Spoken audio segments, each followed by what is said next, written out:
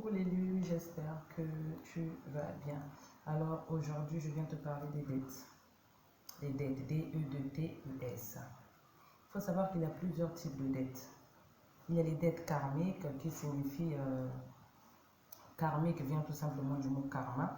Le karma, ce sont des choses négatives que nous faisons. Donc il y a les karmas qui sont les choses négatives et il y a les dharma qui sont les choses positives. Lorsqu'on dit qu'une personne est en train de payer son karma, c'est-à-dire que cette personne est en train de payer les mauvaises actions qu'il a fait ou elle a fait. Maintenant, ça peut être dans cette vie, c'est-à-dire au moment où il vit, au moment où elle vit, au moment où tu vis, ce que tu as fait dans ton passé, il y a quelques années ou il y a quelques mois en arrière. Quand tu commences à les payer, on dit que c'est ton karma. Même il y a quelques semaines, aussi quelques jours. Et puis, il y a ceux qui viennent d'une vie antérieure, c'est-à-dire des vies avant que nous puissions se réincarner. Si tu es sur cette page, je suppose que tu crois à la réincarnation parce que nous, ici, nous y croyons. Tu es un élu, tu ne peux que croire à la réincarnation. C'est justement parce que nous sommes réincarnés que nous, les élus, nous venons pour pouvoir accomplir la mission qui est de libérer nos familles des dettes karmiques, libérer nos familles des liens ancestraux, des liens générationnels. Donc, tu ne peux pas venir libérer une famille, une lignée, des liens générationnels alors que tu étais là. C'est impossible. Si tu viens libérer des liens générationnels, ce sont des choses qui se sont passées pendant tes aïeux, tes ancêtres, etc. Ce qui veut dire que tu n'étais pas là à cette époque-là. Jésus est venu nous racheter de la mort. Pourtant, il n'était pas là à cette époque-là. Mais il est venu nous libérer de la condamnation adamique qui avait été énoncé dans le jardin d'Éden, pendant que lui, il n'était pas encore là. Mais il revient pour venir nous libérer de cela parce que c'était un élu. Un élu, c'est tout simplement un envoyé de la part de Dieu pour venir accomplir une mission spécifique. Donc les dettes, elles peuvent être les dettes venant d'une vie antérieure, c'est-à-dire tu as été avec ton père, je ne sais pas, tu as assassiné ton père est mort par ta faute, il n'y a pas eu justice, il n'y a pas eu vengeance, et tu reviens dans une autre vie avec ton père, qui peut être encore ton père, qui peut être ton ami, ton voisin, même ton fils ou ta fille, sans le savoir, parce que lorsque nous nous réincarnons, l'univers, le ciel s'assure d'effacer toutes les mémoires que nous avons, jusqu'à ce qu'on arrive à notre moment d'éveil. Mais lorsque nous arrivons à notre moment d'éveil, cela dépend de la dimension d'éveil que nous avons. Donc plus une personne monte en éveil, plus le ciel, l'univers peut lui donner, comment dirais-je, peut lui donner l'ouverture à certains souvenirs des vies antérieures. D'autres, par contre, cela dépend juste de la grandeur de l'âme de l'élu. Parce que, comme je le dis souvent, tous les élus n'ont pas le même potentiel, la même puissance. Tous les élus n'ont pas la même importance dans le ciel, la même mission. Donc, il y a des élus qui peuvent avoir accès à leurs vies antérieures, une vie, d'autres deux vies, d'autres qui peuvent se rappeler jusqu'à 4 vies. Il faut savoir que l'homme peut se réincarner jusqu'à 5 ou 7 vies, et moi je dirais beaucoup plus de 5. Mais il y a des gens qui parlent de 7. Mais je ne parle que de ce que je sais, j'ai pu y aller jusqu'à 5 vies. Donc selon la dimension d'élu que tu es, selon ce que Dieu a mis en toi, la puissance que tu as, tu peux savoir, tu peux avoir des ouvertures, des consciences, de connaissances, et les portails peuvent être ouverts par le ciel, bien sûr. Parce qu'il faut savoir que nous sommes les enfants de la lumière et nous ne faisons rien en dehors de notre Père. Les élus des membres des ténèbres, force de portail, vont chercher les esprits de base astrale, se connectent avec des divinités, des choses pour pouvoir prédire l'avenir, pour pouvoir forcer des portails pour avoir des informations.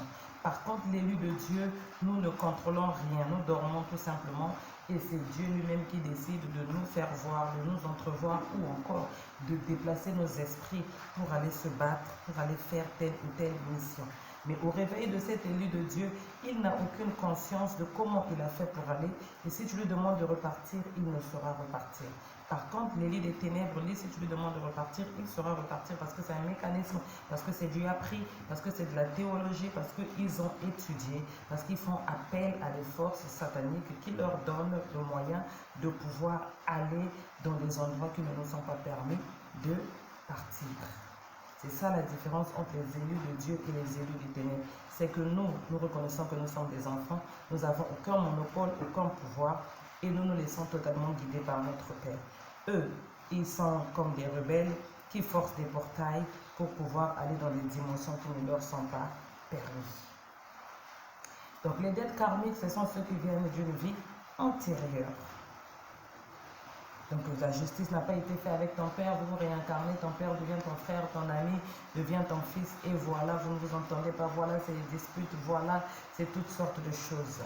Tu ne comprendras pas pourquoi il y a inimitié entre toi et ton père, tu ne comprendras pas pourquoi toi et ce texte-là, vous ne vous entendez pas. Pourquoi ce texte-là te fait telle ou telle chose? Est-ce que ce texte n'a pas été ton oncle dans une autre vie, ton père, la personne que tu avais tuée, la personne qui était morte à cause de toi? Donc, peu importe dans quel domaine, dans quel contexte était le problème. D'autres, ça peut être dans un domaine spirituel, de la magie, l'autre a fait la magie sur l'autre, l'autre est mort, l'autre a tué l'enfant de l'autre, Donc, ce sont des choses, des situations qui n'ont pas été résolues. Ou ça peut être dans le domaine sentimental, tu aimes une femme, tu l'épouses et après tu l'assassines, la dernière meurt sans justice, sans jugement. Ou encore un homme t'aime beaucoup, tu le laisses pour aller te marier avec un autre homme et ce dernier, par ta déception, il meurt, elle meurt et ça reste une injustice qui n'est pas réglée. Vous revenez dans ce monde-là, on remet cet homme encore sur ton chemin et on fait de telle sorte que ce soit lui qui te fasse du mal, que ce soit lui qui te brise le cœur, que ce soit lui qui ne veuille plus de toi. Parce que lorsque on rééquilibre les choses, on s'assure que ce soit lui qui dise non. C'est ça le rééquilibrage. Parce que vous êtes revenu dans cette vie, on donne le choix à chacun de décider. Est-ce que lorsque vous repartirez là-bas, celui pour qui tu étais mort, tu voudras encore que ce soit ton mari, tu voudras encore que ce soit ta femme, ou on va juste vous faire rencontrer pour que vous arrangez les histoires, que lui il paye ce qu'il t'a fait, que toi tu reçoives la justice dont tu avais besoin, et après chacun prend son chemin.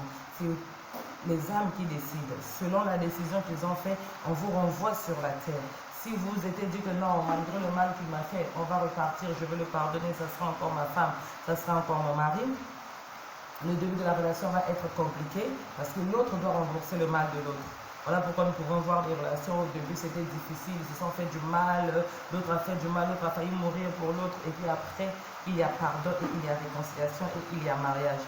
Tout comme les autres, l'autre a failli tuer, l'autre a failli faire du mal, il n'y a pas eu pardon, chacun a pris son chemin et le karma a été arrangé, payé, l'équilibre rétabli. Ça c'est dans le cadre des karmas de vies antérieures. Donc quand tu reviens, tu viens payer envers ces textes, envers cet homme, envers ta mère, ta fille, que tu avais fait du mal dans l'autre vie. Ça peut être un mal spirituel par des fétiches de la magie, un mal sentimental parce que tu l'as quitté, elle est morte pour toi, il a pris le poison pour toi, il y a tellement de situations. Un mal familial parce que la famille et sa famille se sont pas entendus, vous êtes battus. Un mal des tribus, des races, des couleurs, les noirs n'aimaient pas les blancs n'aimaient pas les noirs. Dans ce pays, dans cette tribu, on tuait les noirs, te voilà victime. Tu viens te réincarner dans cette vie, tu es un noir, toi le blanc qui avait fait du mal. Tu viens te réincarner dans cette vie, tu es une blanche, toi le noir à qui on avait fait du mal. Et on donne en faveur de celui qui doit avoir la justice, le pouvoir et la puissance. Si c'était le blanc qui avait fait du mal dans cette vie au noir, par l'esclavage par exemple, on va faire de telle sorte que dans cette vie, le noir, lui, devienne riche, président, ou est un pouvoir où le blanc va être assujetti. Ce blanc peut venir dans la vie de ce noir comme sa femme, et c'est l'homme qui va le maltraiter, la femme qui va le maltraiter.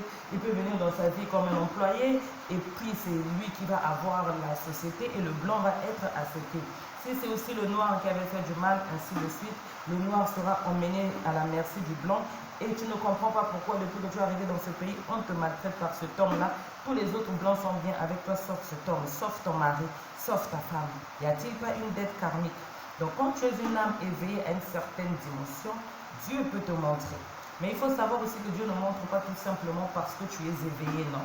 C'est d'autres dimensions, des dons et des capacités que détiennent chaque âme. Donc ce n'est pas une histoire d'atteindre un certain palier d'éveil pour dire que je peux voir telle ou telle chose. Non, il y a certaines choses qui sont données à certaines âmes pour une mission bien précise ou pour une particularité. Il est écrit dans la Bible les choses que je donne à ceux que j'aime vraiment, à ceux qui me cherchent vraiment. C'est pour dire que Dieu ne donne pas tout à tout le monde. Nous, par exemple, moi, je vais parler de moi parce que je suis prophète. Nous, les prophètes, nous avons la capacité de voir les choses que les autres ne peuvent pas voir. Mais même en tant que prophète, tous les prophètes ne sont pas pareils. Il y a des prophètes entendants, il y a des prophètes voyants, il y a des prophètes qui sont la bouche autorisée de Dieu, et il y a des prophètes qui sont dans les sensations, les ressentis, que Dieu parle par les sensations, d'autres par leur bouche, d'autres par les yeux, d'autres par les oreilles.